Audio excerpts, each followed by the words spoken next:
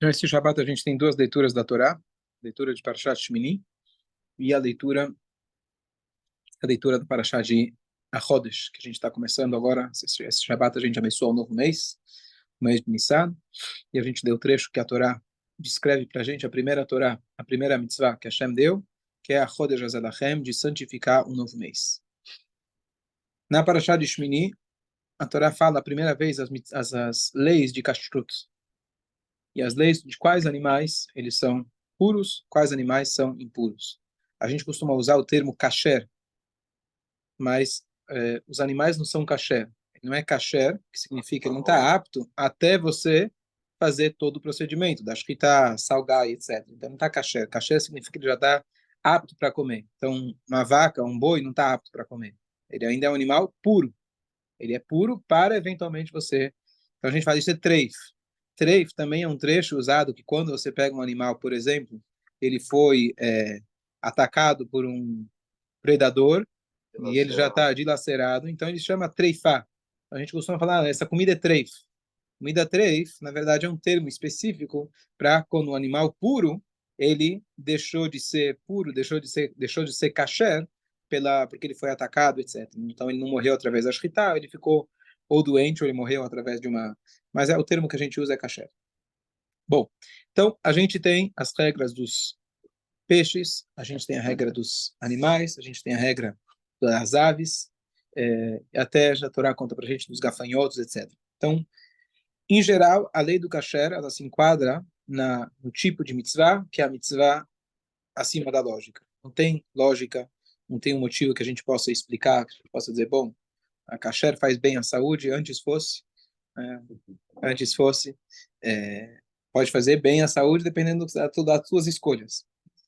Mas o Rambam ele traz, e assim a gente falou no Sinai, de que nascer venishma. O primeiro ponto é a gente saber que a mitzvah, qualquer mitzvah, ela é a vontade de Hashem, independente da sua compreensão, e mesmo aquelas que você entende, na verdade, a essência dela você nunca vai entender, porque é a vontade de Hashem, e a vontade de Hashem está muito além da nossa compreensão. Mas, nós, como seres racionais, temos o dever de tentar entender, ou pelo menos entender qual que é o valor, qual que é o sentido que a Torá está tentando transmitir para a gente.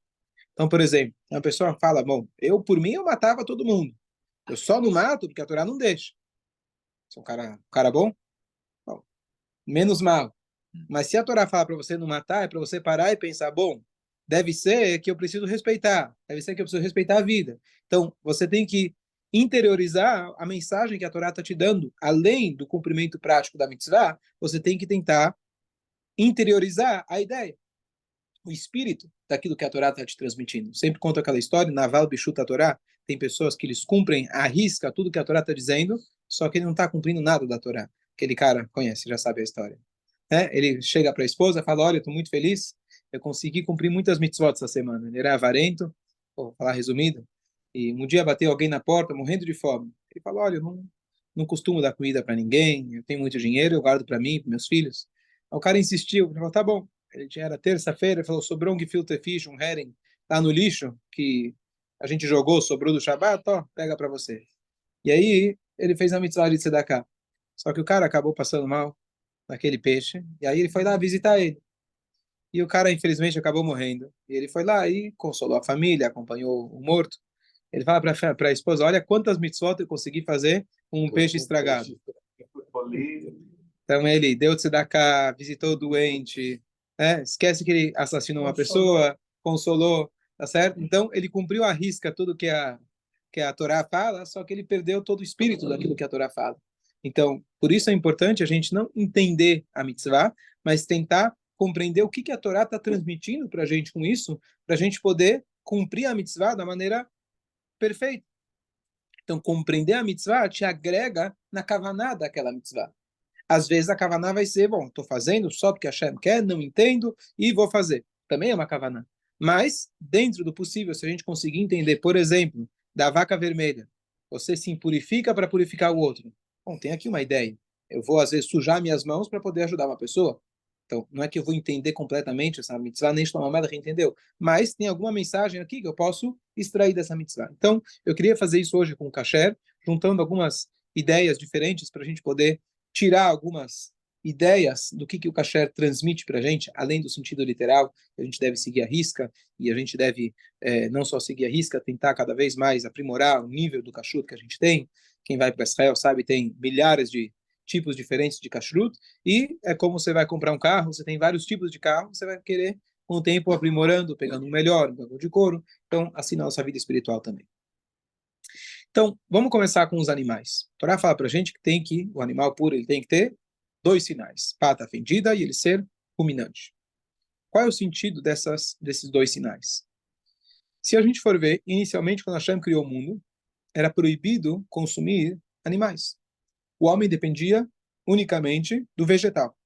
Ele não podia, não tinha o direito de comer animais. De repente, teve o dilúvio, e aí eles puderam comer do animal. O que mudou? O homem ficou melhor? Mudou muito depois do dilúvio, natureza humana? Tem a Torre de Babel, o filho de Noah, tá certo? Por que Hashem ele permitiu? Dizem que foi como se fosse um micro, né? Boa, então o dilúvio purificou o mundo, mas o que mudou depois dele? Se purificou, me fala, o que mudou? Então, uma coisa mudou. Hashem ele fala no início, olha, não posso, não dá mais para esse ser humano passou os limites, porque ele tem Yetzerará. Chega no final, depois que Noah ele faz o sacrifício, ele fala, uau, eu não vou mais amaldiçoar a terra. Afinal, o homem tem Yetzerará. Peraí, Yetzerará é motivo de acusação ou motivo de defesa? No começo você falou, não dá, esse cara não dá, ele tem um Yetzerará, tá impossível. E aí vou trazer o de dúvida. No final você fala, uau, coitado, ele tem Yetzerará, não é culpa dele. Qual que é a explicação? Então, na verdade, inicialmente, o primeiro milênio foi da generosidade, do resto da bondade de Hashem. Então, demorou muito para que houvesse uma consequência. Demorou muito tempo até que viesse o dilúvio, ou seja, Hashem ele foi extremamente benévolo, ele foi extremamente paciente, mas chegou a hora que fala, bom, agora eu vou descontar de vez. Estou usando uma linguagem muito humana para Hashem, mas só para a gente captar a ideia. Depois do dilúvio, Hashem ele fala, bom, as consequências têm que ser mais imediatas. E assim vai acontecer. O filho de Noah, ele pecou, recebeu a maldição imediata. Eles fizeram a Torre de Babel, bom, Hashem chegou e destruiu. Ou seja, a reação daquilo que você faz é mais próxima. Então, isso permite que, se você tem impunidade, o crime aumenta. Se você tem uma consequência dos seus atos, não é imediata, porque a gente precisa ter o livre-arbítrio, mas um pouco mais próxima. Então, já que você tem o Yetzirará, então tá bom, a gente vai resolver, vamos indo negociando com ele. Então, se você errou, eu logo vou te corrigir para você poder voltar para o caminho certo. Então, isso é um dos pontos principais que mudou depois do dilúvio. Tem outras coisas. Então, o que acontece? Já aqui temos já um sossego. Hashem diz, bom, eu sei que você vai, eu vou te manter na linha. Então, o que acontece? O ser humano até então não podia comer do animal. Qual é a diferença do animal para o vegetal? Então, uma das diferenças é que o vegetal, quando o homem se conectando com a terra, ele tem muito mais chance de se conectar com a Hashem. Por quê? Para crescer, você precisa da chuva. Se não está chovendo, você vai ser obrigado a olhar para o céu para ver se tem nuvem preta. Na hora que você olha para o céu, você lembra de Hashem.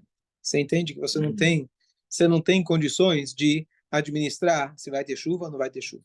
Então, a pessoa que está ligada com a terra diretamente, ele tem muito mais emuná. Você vê no Brasil, o cara que está lá na fazenda, etc., a emuná deles, a fé deles é muito mais simples. Né? Eles pedem, Deus, só quero que chova esse ano, só me faz isso. Ele tem lá as batatas dele, está tudo certo. Então, essa é a vantagem de lidar diretamente com a terra. E até o dilúvio assim que era. Você tinha que depender unicamente da terra, e aí você depende de Hashem. Você não esquece de Hashem. Quando... também dependem Boa. da terra. Agora, se você parte para o animal, você tá um passo a mais distante. Tudo vem de Hashem.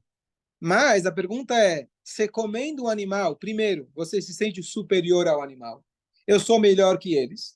E você pode acabar esquecendo, falar, bom, eu como animal, sou superior ao animal. Eu sou superior a qualquer um também. Porque o animal depende da terra, mas não é problema meu. Deixa ele rezar por chuva enquanto eu vou fazer meu churrasquinho. Então, é um passo a mais, é uma distância a mais para ser vegetariano. certo? Então, é uma distância a mais dessa percepção, desse reconhecimento de Hashem. Hashem permitiu dar esse passo de distanciamento, porém, se você for observar quais animais são puros, são aqueles que são dependentes unicamente da alimentação vegetariana. Os animais são vegetarianos, tá vendo? Eu podia abrir restaurante para os animais, é vegetariano. Tá certo? Os animais são vegetarianos. E o que tem a ver com os sinais que a Torá dá para a gente? Os sinais que a Torá dá para a gente tem tudo a ver com o tipo de alimentação que eles têm. Primeiro, o animal precisa ser ruminante. O que significa que ele é ruminante? Para você conseguir, se a gente, Deus nos livre, tiver com fome, a gente vai começar a comer grama, vai ser muito difícil para o nosso sistema digestivo, aparelho digestivo, conseguir processar aquilo. Hashem, ele deu para os animais ruminantes a possibilidade de processar esse tipo de alimento, como? Através que ele come, volta, faz a primeira digestão, volta para a boca, ele mastiga de novo e aí vai para o segundo estômago. E assim ele consegue tirar os nutrientes daquilo que a gente normalmente não consegue tirar do capim, etc. Então, ser ruminante permite ele ser vegetariano. O que tem a ver a pata fendida? Isso aqui é um pouco mais difícil. E a pata fendida. A pata fendida permite ele ter mais contato com o solo e mais atrito com o solo, para ele poder se locomover. Então é uma ligação com o solo também. Não é tão direto como essa explicação de comer do solo, mas ele poder se movimentar para ele poder chegar aonde ele precisa e poder se alimentar. Então tem a ver de novo uma ligação, a ligação dele com o solo. Ele ter a pata fendida, ele tem maior atrito, ele consegue se locomover melhor. Então a Torá está dizendo, bom, eu deixo você comer do animal, mas o animal que ainda te faz lembrar da terra. Aquele animal que ele se alimenta de outro animal, você está a 3 passos de distância de Hashem. É o animal que come outro animal, que come da terra, que vai lembrar. Ah, aí já foi. E as escamas, amigo? Calma, vai chegar nas escamas. Eu estou esperando a hora do... E aqui tem uma coisa curiosa. O Talmud traz para a gente, o que eu vou dizer agora não é prático, mas o Talmud traz para a gente o que acontece se uma pessoa não sabe se o animal ele é ruminante. Eu não tenho como ficar olhando lá o dia inteiro para ver se ele está mastigando, se ele está comendo chiclete ou não. Eu não sei. Então, tem uma maneira da gente ver no estômago dele. Que a Halakha fala, se você abrir o estômago e encontrar tal, eu não lembro exatamente como se identifica isso, você pode ter garantia que ele é ruminante. E sendo ruminante, é fácil, porque se você conhece aquele animalzinho, que ele é o único que ele tem pata fendida e não é ruminante, então você está tranquilo. Você vê que ele é ruminante, você está tranquilo. E aí o que acontece? O que é? Só tem o Hazir. Tem mais algum? Shafan traz o Rumash. Eu não quero falar besteira. Não, Shafan é o contrário. São ruminantes e não são... O coelho, ele é o ruminante e ele não tem pata fendida. Shafan, Arnevet, ah lá, sim. Aí tá, vai cá. Isso. Eu acho que tem aqueles da família, né? Do Hazir. Tá bom, são primos. Os primos. Trabalhinho. É. Isso é uma coisa mais... É o primo. É o primo. É. Do primo. Do primo. Que nem a gente. Não tá gravando, né? A Rabino falou 3, eu não conheço 3. É o Hazir, é o único que está na Torá. Beta Hazir, que mafris parsaú, vexossá shessa parsá, veugueirá loigar. É só o Hazir. Então, se você conhece o Hazir, então já é suficiente. Então, essa partezinha que ele tem... Não tinha parado. Essa parte que ele tem dentro do estômago, que você pode identificar, isso, na verdade, é mais uma forma, algo importante na digestão dele, que permite ele também digerir a grama, digerir o capim. Então, de novo, não é um motivo do kasher, mas é algo que você tem que parar e pensar. Na hora que eu vou me dar o luxo de ser superior ao animal, matar ele para comer, eu tenho que lembrar, olha, eu estou indo um passo a mais, mas não se esqueça, o animal de distância desse reconhecimento direto de Hashem. Então eu tenho que tomar mais cuidado para eu me lembrar de Hashem. Por isso está escrito que a pessoa não deve comer muita carne. Está escrito em geral, o Rambam, agora em questão de saúde, ele traz 2 vezes por semana, e se a pessoa tem condições, pode até comer todo dia. Mas, em geral, a indicação é você comer no Shabat. E aí, não vou entrar na questão de saúde, se a pessoa precisa, etc. Mas é a questão de você não focar apenas na carne. O pão é o alimento principal. Ou seja, o pão, ele te lembra diretamente de Hashem. A carne, vai com calma. Vai com calma para você poder ter as condições de ainda estar consciente que o animal veio da grama e veio de Hashem. Então, já é uma lição para a gente em relação ao kasher, que não é apenas que o alimento seja 100% kasher, eu preciso estar kasher para poder comer o alimento. Eu preciso estar pronto para comer o alimento. Quando as pessoas perguntam como que fica vegetarianismo na Torá, na verdade é muito simples. Se você vai comer o alimento e você se comporta como um ser humano, que você pega o alimento para você elevar ele e não ele te elevar, você domina a tua paixão, tua vontade, teu gosto, você come para poder servir a Hashem, então o animal é teu sócio, você tem todo o direito. Agora, se você se comporta como um animal, você se iguala ao animal, você não é superior a ele, você não tem direito nenhum sequer de cortar o alface. O que o alface fez para você? Você não é melhor que ele. O alface fez o que a Hashem mandou cresça, ele cresceu. Eu vou lá e não estou fazendo exatamente o que a Hashem quer, não tenho direito de ser superior a ninguém. Então, nem vegano eu posso ser. Vou ter que jejuar. Tá certo? Então, essa é a ideia de que a gente, quando come, nós não podemos nos igualar ao animal. A gente tem que estar superior ao animal. O que nos faz superior? Lembrar a fonte da onde o animal veio, da onde a grama veio. Lembrar que tudo vem de Akadosh Baruch. Então, essa é uma das mensagens que eu aprendi esse ano. Eu achei muito bonita, eu queria compartilhar, dessa ideia do que torna o animal kasher. Fala. Agora, não tem sinal externo de ele ser ou não ruminante. Precisa abrir. Ser ruminante seria uma questão de observação. Observar. Abrir, quer dizer, ele já morto, tal, para verificar que não precisa, não. Dá para você ver.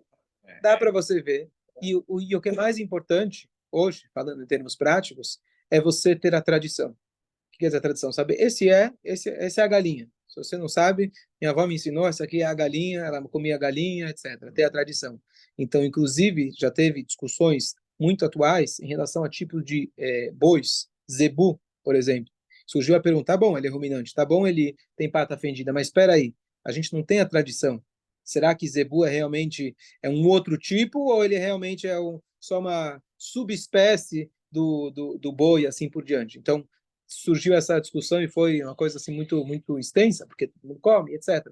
Mas a ideia é que hoje eu não como porque eu vou lá e vou ver se ele é ou não é, eu como pela tradição e saber qual animal é qual, e eu manter essa tradição. Isso é o que nos permite hoje comer. E por isso, aliás, tem um mito que a gente não come girafa, a girafa é ruminante e tem pata fendida. O mito diz que a gente não sabe onde fazer a shkita, já que tem o pescoço grande. Isso é um mito. E muita gente repete isso, rabinos, conhecedores, por quê? Porque não tem nada a ver. A shkita tem que ser no pescoço. Qualquer lugar do pescoço dela, não sendo já mais perto do estômago, ou não muito acima na boca, na garganta, não muito acima, então está kasher. Qualquer lugar seria kasher. Então, isso não é o problema. O problema é que nós não temos a tradição que o teu pai, teu avô, teu bisavô comia. Então, apesar que tem os sinais, a gente não come. Bino, por um lado, o senhor falou que quando a gente come a carne é um step out, né? Tipo, tá se afastando um pouco, não tá tão direto. Mas, ao mesmo tempo, só para entender, a carne, por exemplo, tem uma conotação de nobreza, tipo Shabbat. Então, acabou de Shabbat, vamos comer uma carne e tal, ou nos Hagim, vamos comer carne e tal. Então, por um lado, a gente está afastado. Por outro lado, é nobreza. Por outro lado, boa. É nobre. Como? Boa. Então, o alimento principal do ser humano é o pão. Certo? Os meus filhos falam, não gosto de pão. Fala, bom, alguém fala, eu não curto muito respirar. Curto muito, não gosto muito, não é muito. Tem que comer pão, não tem essa. Vai ter sanduíche de noite, vai ter, quando não tiver outra coisa, vai ser sanduíche. É bom você se acostumar, não tem essa. Pão é pão, tem que comer. Então, a gente, Baruch Hashem, vive muito mais afastado. O sucrilho que você come é veio processado do outro não tem. De Deus lá não tem nada. Ou seja, aparentemente está muito distante do. Mas justamente por isso a carne é nobreza. É nobreza porque ele é além do necessário. É algo gostoso, é algo que não é o básico alimento do ser humano. Mas é justamente por isso, para que eu possa comer carne, eu tenho que estar condicionado. Hoje é Shabat. O Shabat me permite eu comer a carne e não ser engolido por ela. O Yom Tov me permite eu comer a carne e não ser engolido por ela. O próprio dia já me eleva. É justamente por isso. Então, essa é uma das mensagens da gente lembrar de Hashem. E agora fica muito fácil quando a gente fala das aves que a Torá permite ou não permite para a gente. A Torá dá para a gente uma lista daquelas que ela não permite. Mas qual que é o pensamento básico? Qual ave se sabe que a Torá não deixa de carne? A ave de rapina. Está muito claro. A ave de rapina. Isso lembra mais uma questão, não só que ela se alimenta de outro animal que se alimenta da terra, etc., mas tem a questão do kasher, que nos torna kasher, que é a gente é aquilo que a gente come. E você se alimentar de animais que eles têm uma natureza mais agressiva, isso muda o nosso sangue, muda a nossa carne e muda a nossa forma de ser. Isso é muito claro. Independente do kasher, a pessoa que é mais vegana, você vê que muitas vezes você vê que a pessoa acaba se tornando uma pessoa mais tranquila, não é? Sim? Certo? Muda aquilo, você muda a alimentação, muda a sua forma de sentir, etc. Então, não é esse o motivo, mas você vê isso claramente nas escrituras, você vê na literatura, de que realmente a gente absorve a energia do animal, e por isso tem animais que a gente é kasher, tem animais que não pode. Por exemplo, o típico animal que a gente sabe que não se come, que é aquele animal, porque ele representa o orgulho, porque ele a Torá fala, porque ele tem a pata fendida, fica lá se mostrando, mas ele não é ruminante. Então é justamente o símbolo do Esav, aquele que se mostrava perante o pai como se fosse um tzadik, mas ele era justamente o contrário. Então você vê que tem a ver o espírito do animal com o que a gente quer absorver.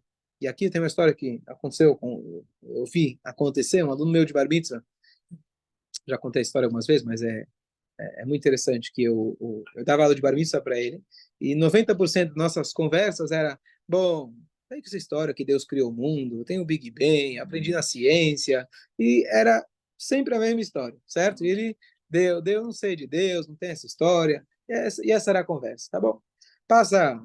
Fizemos Bar Mitzvah, tudo bem, etc. Passa 2 anos, eu estou conversando com ele, encontrei ele, não, que Deus isso, que Deus aquilo, que Hashem, que não sei o quê, Blineder, Bezrat Hashem. Não era exatamente assim, mas falando na linguagem dele, mais ou menos isso. Bom, que bom, né? Baruch Hashem, não sei se foi a minha aula, né? Vai ver que alguma coisa aconteceu. E aí, na conversa, de repente, ele falou que não, que os pais dele são separados, ele mora com o pai dele, e o pai dele está namorando uma senhora que ela é kasher. E ela transformou a cozinha da casa deles. Eu acho que sem você perceber, alguma coisa mudou. E a gente vê muito claro. E isso é muito importante quando a gente faz perguntas de Torá. Eu não entendo por que é assim. Será que... E a gente começa a duvidar. Deus nos livre da Torá. Perguntas são sempre válidas. Mas esse duvidar normalmente vem da falta de prática. Porque a Torá não é apenas lógica. A Torá é a vontade de Hashem. Para você compreender a vontade de Hashem, para você se relacionar com ela, às vezes não. Você precisa primeiro começar a fazer. Começa colocando tefilin, começa comendo kasher, de repente o kasher vai fazer sentido para você. Se você não come kasher, se você não faz o Shabat, talvez não vai fazer sentido. A partir do dia que você faz, muda. Não é, mas espera aí, cadê tua pergunta? Não, sumiu a pergunta, não tem mais pergunta. Não é a resposta, eu deixei de ter pergunta. Então isso é um impacto muito grande no kasher. E essa, na verdade, é uma das campanhas, o Rebbe fez 10 campanhas, pegou algumas mitzvot, fala, essas a gente tem que focar e tentar que cada Yehudi faça, que seja pelo menos um início para que ele possa depois fazer outras mitzvot, e aproveitar fazer a propaganda. Tem um livro que chama Kasher em 30 dias. Não é completo, mas ele tem um guia bem importante para a pessoa que está querendo, Bezrat Hashem, transformar a sua alimentação, sua cozinha, etc. Então, é algo extremamente importante da gente realmente tentar não, fazer absolutamente aquilo que a Torá manda para a gente em relação ao kasher. E eu sei, e não vou dizer que não é, o kasher é mais caro, é mais trabalhoso, não vou tentar vender e dizer que não é bem assim, é mais caro. Mas o que a gente pode, quem mora em São Paulo principalmente, nós temos uma vantagem incrível que hoje a gente tem, especialmente quem é mais velho lembra como que era alguns anos atrás, para você conseguir carne, ir até o Moishe no Bom Retiro, ficar na fila. Hoje, Baruch Hashem, você pede, chama em casa, tudo limpo, tudo bonito. Então, temos assim bastante abundância. Não é igual a Miami, não é igual a Israel, mas eu tenho um amigo que mora em Brasília.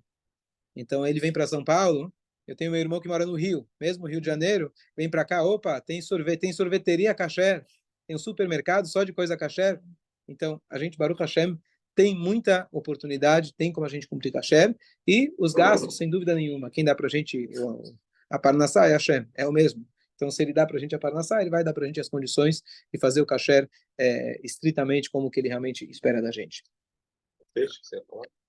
Então você quer saber do peixe. Então, primeiro eu falei da carne, falei das aves.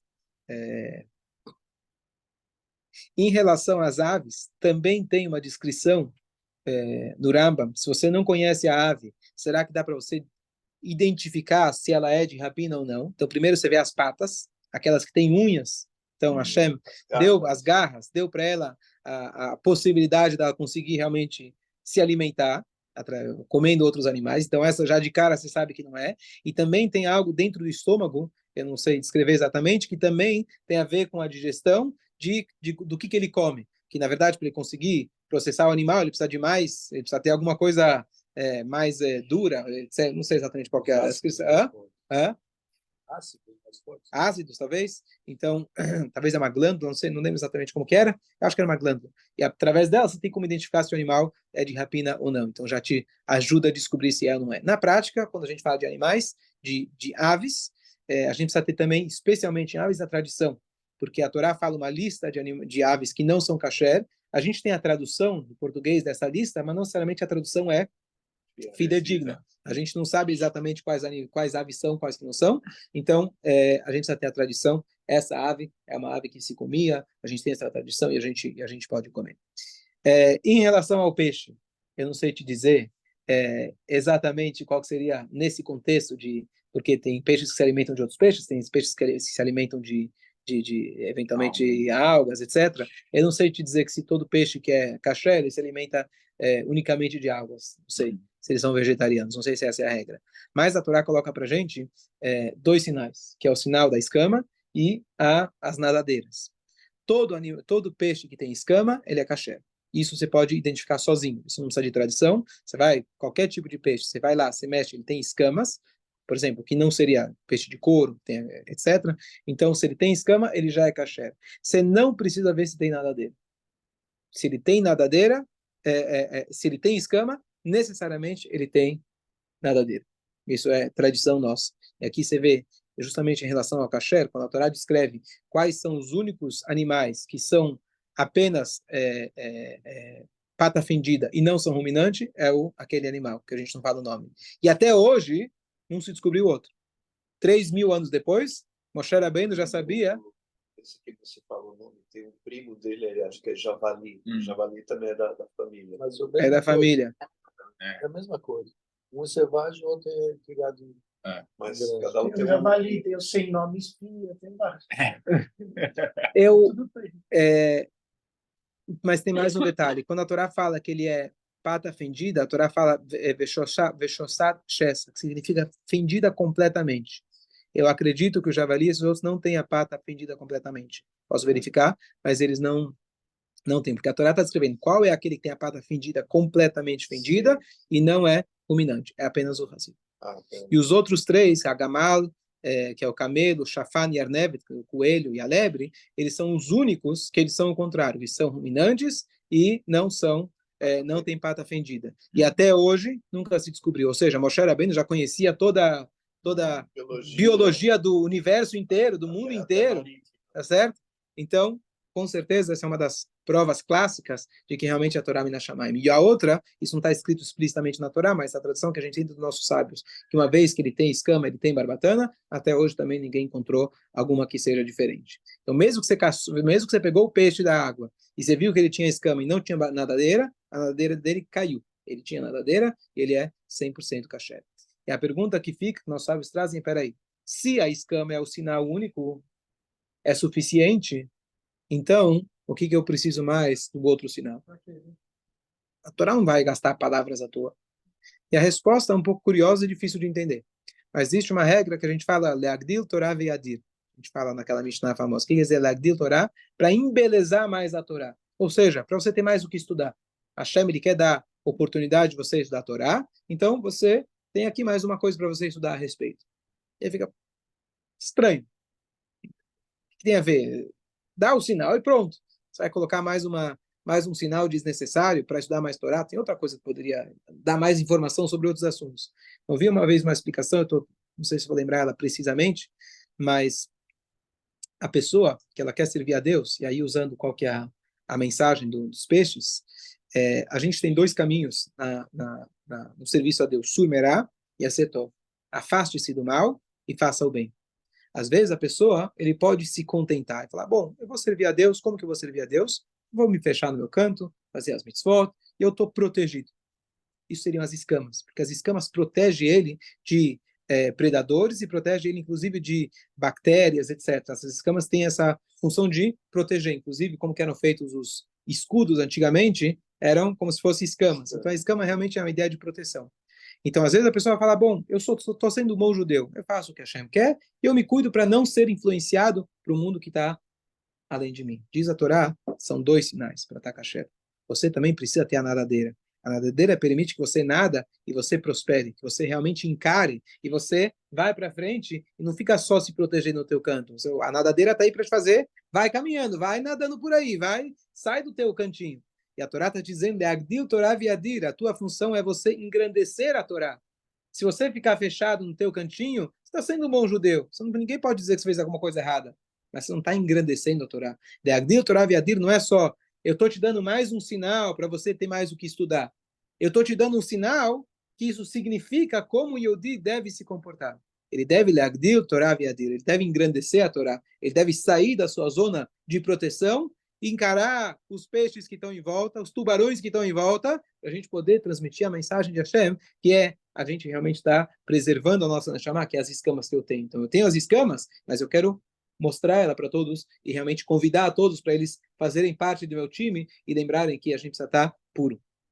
Resumo de tudo, quando a gente se alimenta, a gente tem que se alimentar de forma consciente. Mindfulness, que hoje se fala, está na moda, isso é importante na hora de você se alimentar, você realmente está consciente que eu estou comendo para servir a Hashem. E os sinais que a Torá coloca nos ajudam, nos permitem, nos qualificam para a gente poder realmente fazer isso da maneira adequada. Se alguém fala, não, mas eu vou pegar aquele animalzinho e vou fazer uma shkita, contratar um ótimo shoichet, vou salgar a carne, vou fazer uma brachá e vou poder estudar muita Torá. Não funciona. Porque você acabou de tentar transformar aquilo que é intransformável. Então, a Torá dá para você exatamente quais são as qualificações para você poder transformar. Mas, não necessariamente porque é kasher, isso te garante que você não vai ser um animal. Kasher significa que ele está kasher, ele está apto, ele está pronto. O que você vai fazer com o alimento depende muito da tua intenção, a maneira que você vai encarar. Então, a Torá, com os sinais que ela te dá, além de ser uma questão muito técnica e prática, ela está te dando quais são as qualidades que a gente tem para a gente poder se alimentar da maneira verdadeiramente kasher e pura. Chaves.